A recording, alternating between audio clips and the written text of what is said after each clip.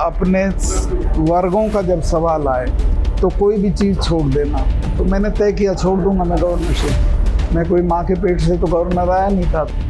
देश कौन चला रहा है, बीजेपी के या और कोई? अंबानी है, अडानी है, किन की दौलत बढ़ रही है? उन्हीं की बढ़ रही है। मैं भी किसान हूँ, किसकी आमदनी दुगनी होगी? सिख कौम के बारे में मैंने ऐसी कोई बात नहीं बोली कि जो गलत हो। वो सिख कौम को टारगेट कर रहे थे, उनको कभी खालिस्तानी कहते थे, कभी कुछ कहते थे, ताकि जिंदा कौमें 5 साल इंतज़ार नहीं करती, तो रोज़ लड़ती हैं, रोज़ झगड़ती हैं। शुरू दिन से सारी पॉलिसी ऐसी बनी जिन्होंने जनता को बर्बाद किया। सिद्धू मूसेवाला सिंगर था, उन्होंने अपने गाने में आपके वो मेरी जिक्र भी किया है। आपने गाना सुना, हालांकि वो गाना भी भारत में बैन कर दिया गया। गाना ही तो था, गा दिया उसने जैसा समझा। हरियाणा वाले कुछ कहेंगे, पंजाब वाले कुछ कहेंगे, वो बात तो समझ में आती है, लेकिन गाने में कुछ ऐसा नहीं था। पहले देश की किसानी और किसान खतरे में था, अब जुबान खतरे में है। ये देश ही खतरे में जी। जो इसको चला रहे हैं उनको ये दिखाई नहीं दे रहा कि ये कितनी बड़ी गलती कर रहे हैं। जिस देश का जवान और किसान कमज़ोर हो जाएगा वो देश सर्वाइव ही नहीं कर सकता। जो तीनों सेनाओं के प्रमुख हैं वो कहते हैं बहुत अच्छी है। तीनों सेनाओं के जवान अगर कह रहे हो तो मैं उनके कहने पे जाऊंगा, जवान नहीं कह रहे ऐसा। देश के राष्ट्रपति साहब को भी कुछ बोलना चाहिए, क्योंकि तीनों सेनाओं के वो प्रमुख हैं। होना चाहिए, मैं होता तो मैं तो बोलता, इसीलिए मैं बन नहीं रहा हूँ। मैं आपको एक जानकारी दे सकता हूँ जो अभी किसी मीडिया के पास नहीं है, उसके डिटेल लेके आप उसको लिखना। उसको दिल्ली की प्रेस ने पिकअप तक नहीं किया। चाहे देश के किसान का मसला हो, चाहे किसानी का मसला हो, दरवाजा जहाँ देश की नस्ल और फसल का मसला हो, तो बहुत सारे कम लोग थे जो संवैधानिक ओहदों पर बैठकर भी किसानों के हक में उन्होंने आवाज़ बुलंद की थी। तो अब जवान का मसला आ चुका है, अग्निपथ अग्निवीर का मसला। लेकिन मसला है कि पहले किसान को डर था कि हमारी नस्ल और फसल का सवाल है, अब जवान को खतरा है कि उनका भविष्य खतरे में है और सरहदें भी कमज़ोर होगी। तो आज हम बात करेंगे जिन्होंने आवाज़ बुलंद किया, देश के किसान की भी, देश के जवान की भी, governor of Meghalaya his excellency Satyapal Malik ji. Malik साहब बहुत बहुत शुक्रिया सर। क्या लग रहा है देश में? पहले देश की किसानी और किसान खतरे में था, अब जवान खतरे में है। एक तरह से आप समझिए देश ही खतरे में जी। जो इसको चला रहे हैं उनको ये दिखाई नहीं दे रहा कि ये कितनी बड़ी गलती कर रहे हैं। जी। जिस देश का जवान और किसान कमज़ोर हो जाएगा वो देश सर्वाइव ही नहीं कर सकता। जी। और इन्होंने दोनों को कमज़ोर करने का काम किया। जी। तो सर क्या लगता है कि अगर हमारा सरहदें कमज़ोर होगी, हमारे जो जवान हैं वो 4 साल की सर्विस करें, हमारे जो पड़ोसी देश हैं उनके बारे में पूरी दुनिया को पता, तो ऐसे हालात में अगर हम 4 साल के लिए किसी को फौजी सैनिक बनाते हैं तो क्या सेफ है देश? बिल्कुल नहीं है। और मैं तो अपने से नहीं कह रहा हूँ, जो परमवीर चक्र विजेता है लड़का यादव, जिसको कारगिल में परमवीर चक्र मिला है, उसने कहा 1 हफ्ता पहले कि इससे फौजें कमज़ोर होंगी, इससे जवानों का हौसला कमज़ोर होगा और इससे कुल मिला के देश का नुकसान होगा। तो सर सरकार कहती स्कीम बहुत अच्छी है, जो तीनों सेनाओं के प्रमुख हैं वो कहते बहुत अच्छी है। देखिए तीनों सेनाओं के जो मुखिया हैं उन्हें तो कहना ही है, क्योंकि वो तो नौकरी कर रहे हैं, उनके कहने पे मैं नहीं जाऊंगा। तीनों सेनाओं के जवान अगर कह रहे हो तो मैं उनके कहने पे जाऊंगा, जवान नहीं कह रहे ऐसा। तो सर लगता था कि इस मसले पर देश के राष्ट्रपति साहब को भी कुछ बोलना चाहिए, क्योंकि तीनों सेनाओं के वो प्रमुख हैं। बोलना चाहिए, मैं होता तो मैं तो बोलता, इसीलिए मैं बन नहीं रहा हूँ। नहीं, हमारी तो उम्मीद है कि आप बने जी। ना कोई नहीं बनाता ऐसे आदमी को।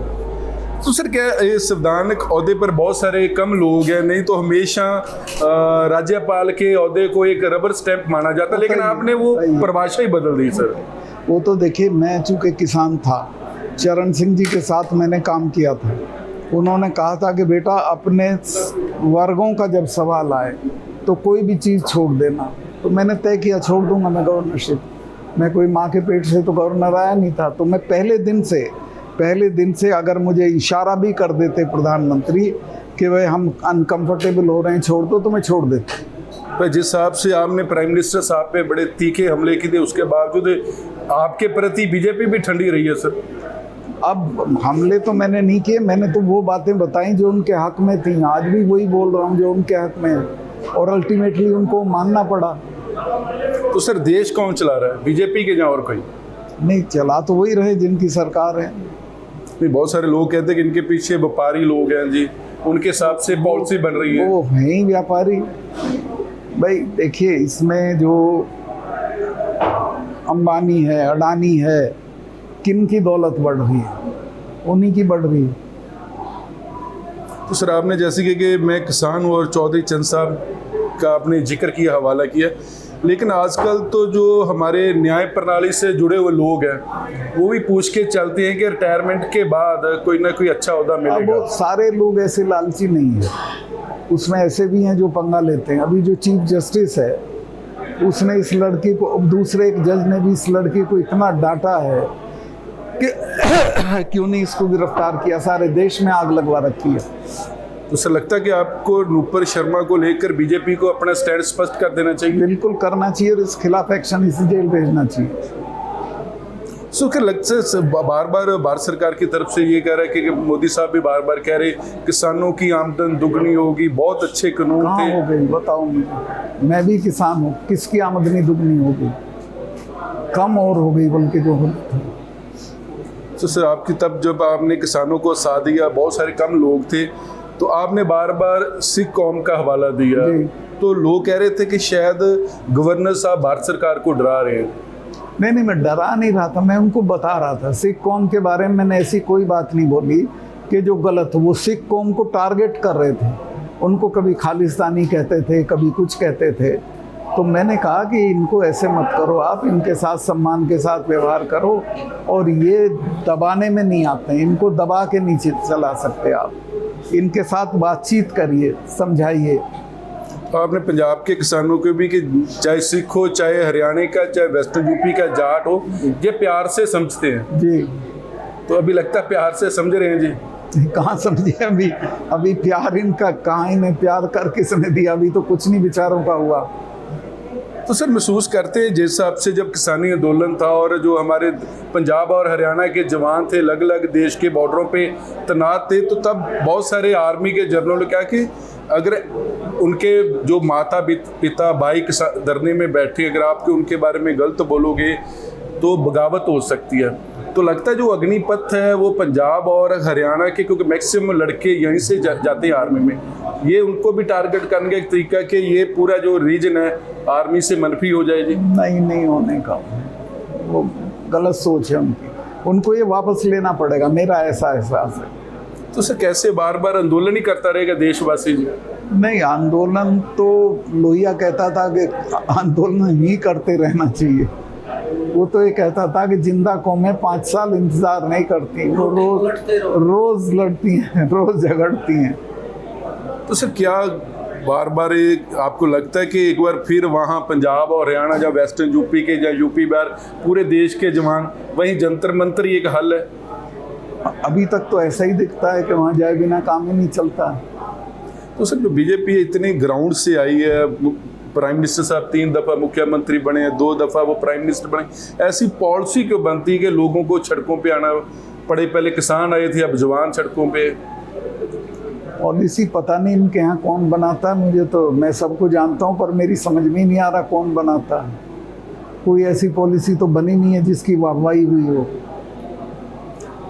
चाहे आपका मानना, चाहे जीएसटी हो, चाहे नोटबंदी हो, सब कुछ शुरू दिन से सारी पॉलिसी ऐसी बनी जिन्होंने जनता को बर्बाद किया। तो सर क्या लगता है सत्ता पक्ष मजबूत और विपक्ष कमजोर है या विपक्ष बटा हुआ है? सर विपक्ष बटा हुआ है, सत्ता पक्ष के पास असीमित साधन है, पावर है, उसका मिसयूज कर रहे हैं। तो ये रिसेंटली जो महाराष्ट्र में हुआ ये भी सब वही कर। इसमें देखो आप रुपए का कितना बड़ा खेल है। सर आपने इंदिरा गांधी जी की का भी सरकार देखी, मोदी साहब की देखी, कुछ फर्क लगता है सर?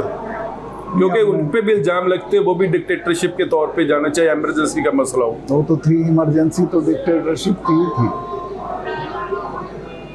तो सर क्या अभी जो सरकार है क्या वही है, चले जा रही? इस सरकार को तो बहुत सारे नाम भी दिए जा रहे हैं सर। अब मैं इस पे ज़्यादा नहीं बोलूँगा, मेरा ठीक नहीं बोलूँगा। सर एक और सवाल है कि पंजाब में एक लड़का था, सिद्धू मूसेवाला सिंगर था, उन्होंने अपने गाने में आपके वो हाँ मेरी जिक्र भी किया है, आपने गाना सुना, हालांकि वो गाना भी भारत में बैन कर दिया गया। जी, इसकी ज़रूरत नहीं थी, गाना ही तो था, गा दिया उसने जैसा समझा।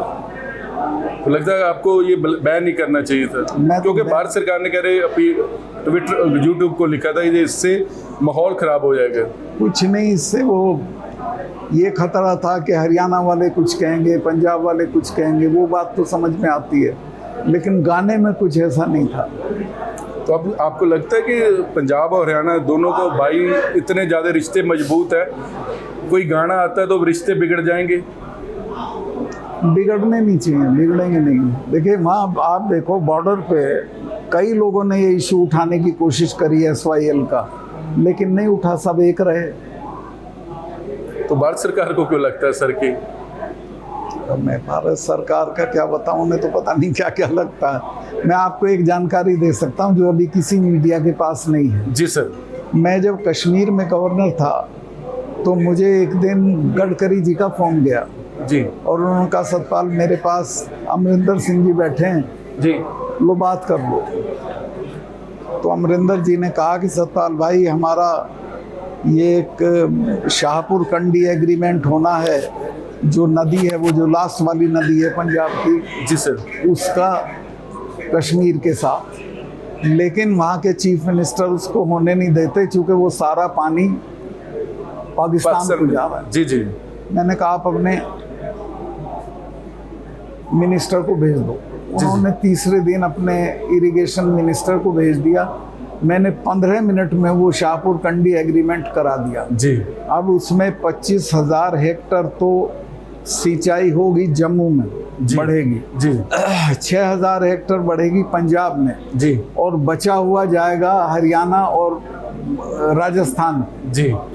पाकिस्तान को एक बूंद नहीं जाएगी। वो एग्रीमेंट हो गया, उस पर काम शुरू हो गया है, शाहपुर कंडी एग्रीमेंट। जी बिल्कुल सर, बिल्कुल। जी जी। उसके डिटेल लेके आप उसको लिखना। उसको दिल्ली की प्रेस ने पिकअप तक नहीं किया।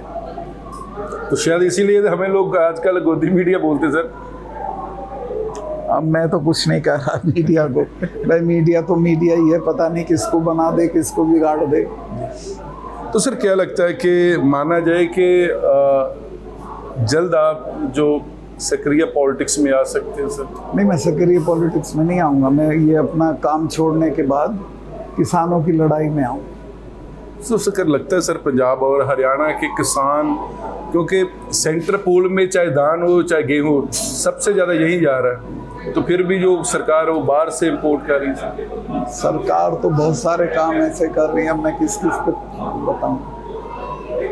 चलो शुक्रिया सर, आपने हमें कीमती पल से साझा करने का मौका दिया, बहुत बहुत शुक्रिया। और रही बात देश के किसान की और जवान की, तो अगर देश का किसान और जवान दोनों का नुकसान हो गया तो फिर देश का भी खतरे में है। इस तरह देखते रहिए ABC पंजाब। आपका बहुत बहुत शुक्रिया।